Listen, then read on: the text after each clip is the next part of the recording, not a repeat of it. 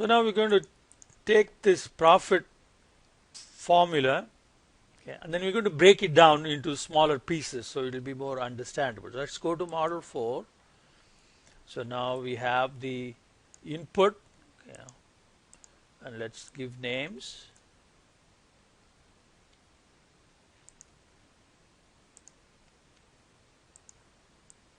Okay, and now we have demand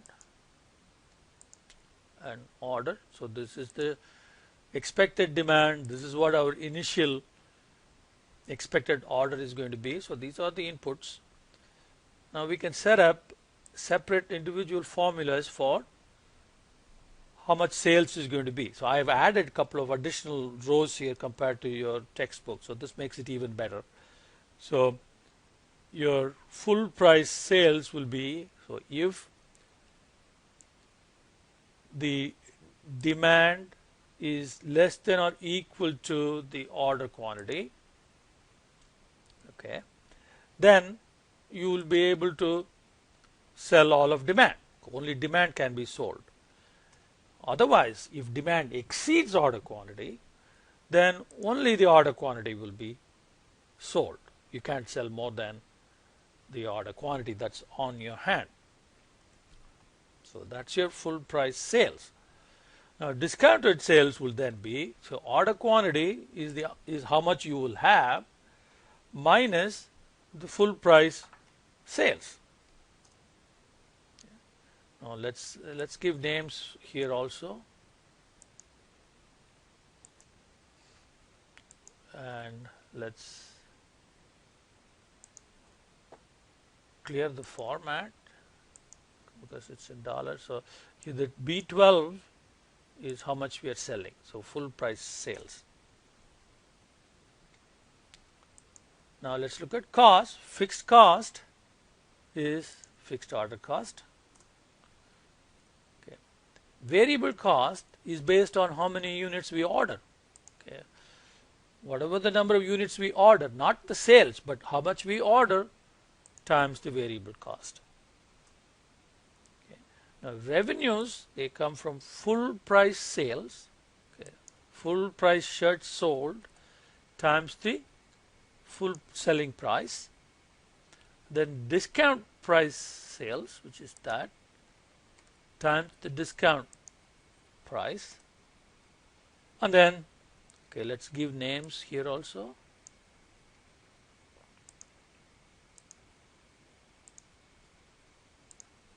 Then the profit, okay, which is full price sales revenue plus discount revenue minus fixed cost minus variable cost. Okay, I forgot to give names here. Should be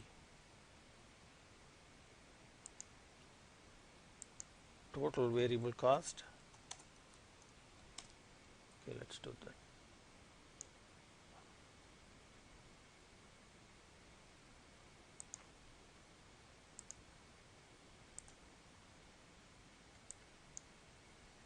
Minus fixed cost minus total variable cost will give you the profit. So this is a lot better model than what we started out with, but we can still improve this model by color coding what is input, what is decision variable, what is independent variable, and so on. Okay, now we're going to take this model 4 and make it even better. So let's go to model 5. So it's the same thing like in model 4. Okay, all the formulas are already filled out.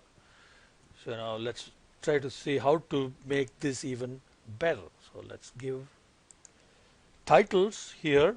Okay, so these are input variables.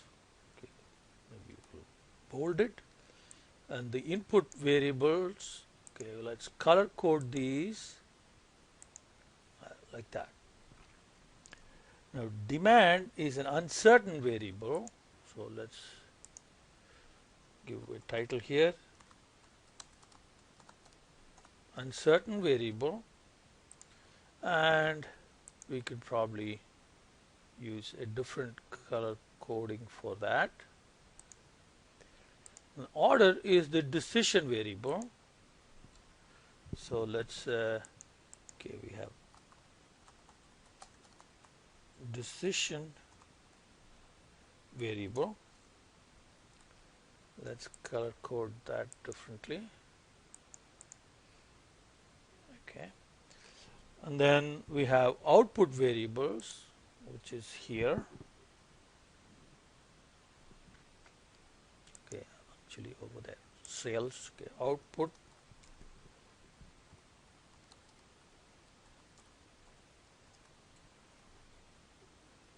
variables. Okay, sales and cost and revenue and everything. And finally the profit. Okay, so the profit, let's color code that differently as well. Okay, so we have now a well developed model. So we have individual sections with titles, color coding for input, uncertain, decision variable, and the final result. So we can also include range names if you like, and that would be, if you want to set the range names here, you can go to formulas, use in formula, okay, and then you go paste names, and here paste list. So that will list all the range names, okay, and the corresponding cells to which those names refer.